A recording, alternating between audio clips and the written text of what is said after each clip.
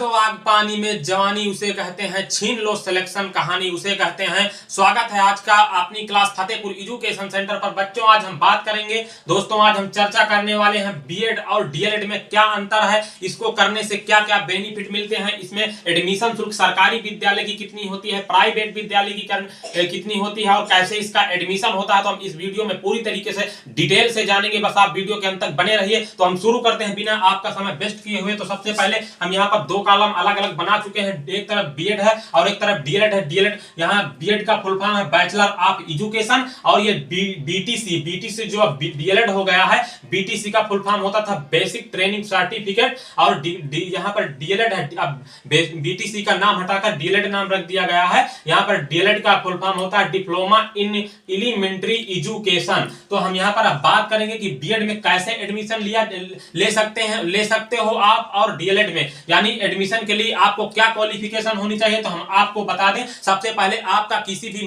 विश्वविद्यालय, मान्यता प्राप्त विश्वविद्यालय यानी एनी स्ट्रीम बोर्ड, किसी भी विश्वविद्यालय से आपने ग्रेजुएशन किया हो, या तो आपका अपेयरिंग में लास्ट के ईयर में जो सेमेस्टर की बात करें तो 6th सेमेस्टर चल रहा हो, या आपने ग्रेजुएशन यानी आपने या बीएससी किया हो या बीए किया हो, आप या साइंस वर्ग हो या कला वर्ग हो, आपको किसी भी यूनिवर्सिटी से ग्रेजुएशन होना जरूरी है। तो अब बात आती है कि बीएड में हम एक तरफ से चलते हैं, बात आती है कि बीएड में एडमिशन कैसे ले। तो बीएड में एडमिशन के लिए गवर्नमेंट आपका एंट्रेंस एग्जाम करवाती है, जिसके बाद आप entrance exam qualify crate area होता है, आप उसको क्वालिफाई करते हैं, आपकी रैंक के हिसाब से आपके लिए सरकारी कॉलेज इशू किए जाते हैं। अब बात आती है डीएलएड में, यानी डीएलएड में कैसे एडमिशन होता है। तो बेटा डीएलएड में यहाँ पर कोई भी एंट्रेंस एग्जाम नहीं होता, यहाँ पर आपका जो होता है मेरिट बेस्ड पर एडमिशन किए जाते हैं। मेरिट के आधार पर आपकी हाई स्कूल, इंटर, ग्रेजुएशन यानी कक्षा 10, 12, बीए की जो स्नातक डिग्री की आपकी परसेंटेज होता है, उसका मेरिट तैयार किया जाता है। उसी मेरिट के अनुसार आपका एडमिशन होता है। हम बात करें अगर यूपी की, तो उत्तर प्रदेश में आपका हाई स्कूल, इंटर और ग्रेजुएशन का 235% शायद अगर हो तो आपको डिस्ट्रिक्ट में डैट यानी डिस्ट्रिक्ट जो डैट का कॉलेज होता है, आपका जो जिले में सरकारी कॉलेज बीटीसी के लिए होता है, वो आपको इशू कर दिया जाता है।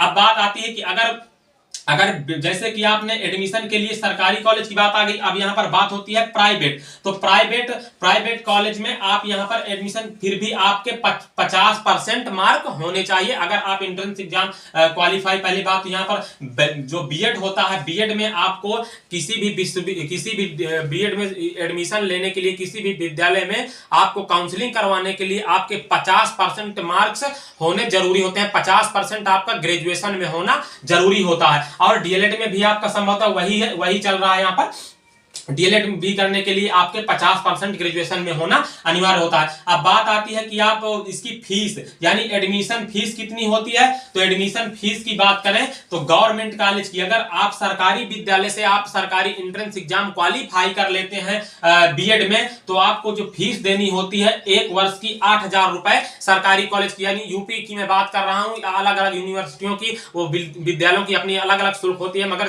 ज्यादा मैक्सिमम 10,000 से ज्यादा सरकारी किसी भी विद्यालय की बीएड की शुल्क 1 वर्ष की नहीं होगी।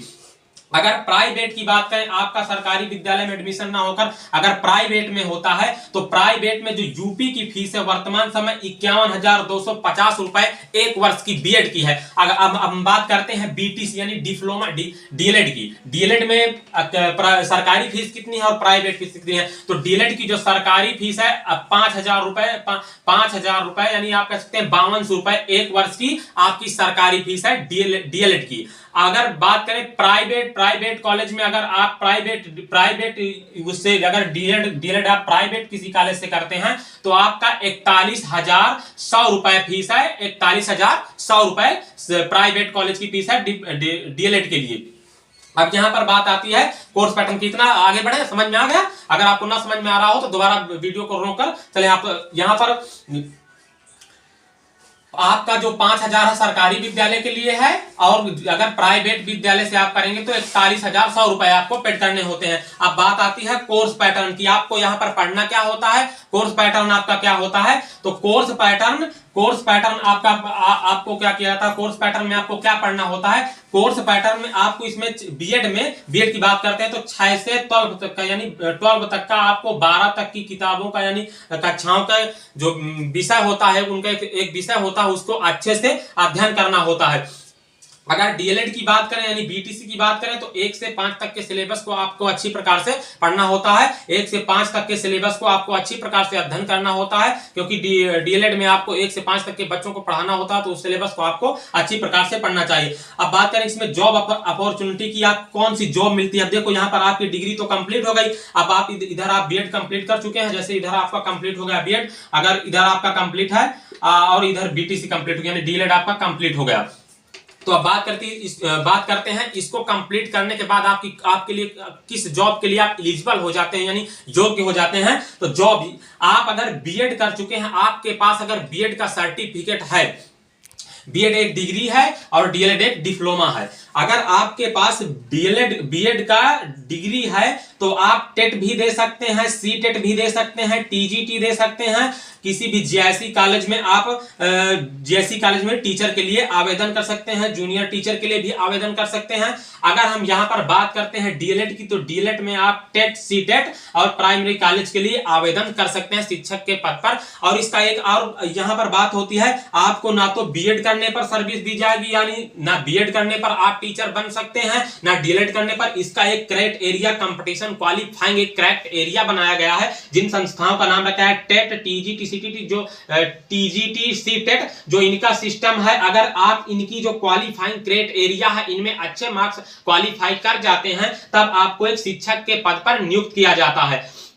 अब बात आती है कि इसमें बहुत से बच्चों का कॉम्बिनेशन, अब हम बात करें कि कौन सा बेहतर है, यानी आपके लिए बीएड बेहतर है कि डीएलएड बेहतर है। सर्वप्रथम अगर हमारी बहनें यानी गर्ल्स इस वीडियो को देख रही हो तो उनको जॉब्स मतलब जल्दी आवश्यकता होती है जॉब्स की, तो देखिए यहाँ पर जो ये दोनों बेहतर है, ये एक डिग्री है और ये एक डिप्लोमा है। बीएड एक डिग्री है, डीएलएड एक डिप्लोमा है। अगर बात आती है तो इसमें जो वैकेंसियां आती हैं उच्च पद की आती हैं बीएड में, मगर थोड़ा वैकेंसी कम होती है। और जो डीएलएड होती है यानी बीटीसी लेवल से जो वैकेंसी आती है 1 से 5 तक के यानी कक्षा 1 से 5 तक के अध्यापक के लिए, उसमें ज्यादा वैकेंसी दी जाती है और इसमें उच्च पद पर आती है, और इसमें 1 से 5 तक। तो दोनों बेहतर है। अब ये डिसीजन आपको लेना है कि हमें किस क्षेत्र में जाना है, या हमें बीएड करना है या डीएलएड करना है। अब बात आती है कॉम्बिनेशन की, देखो किन के लिए बेहतर होता है। तो बहुत से बच्चे क्या करते हैं कि बहुत से लोग क्या करते हैं कि जिनका बचपन से यही उद्देश्य है शिक्षा के क्षेत्र में जाने का, उनका उद्देश्य होता है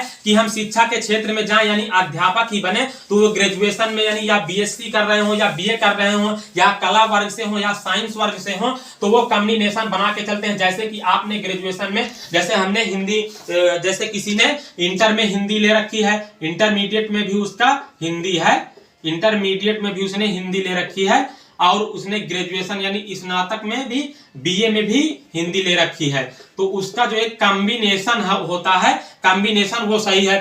तो वह जैसे कि उसका कॉम्बिनेशन मिल रहा तो वो उन लोगों के लिए बहुत सही होता है।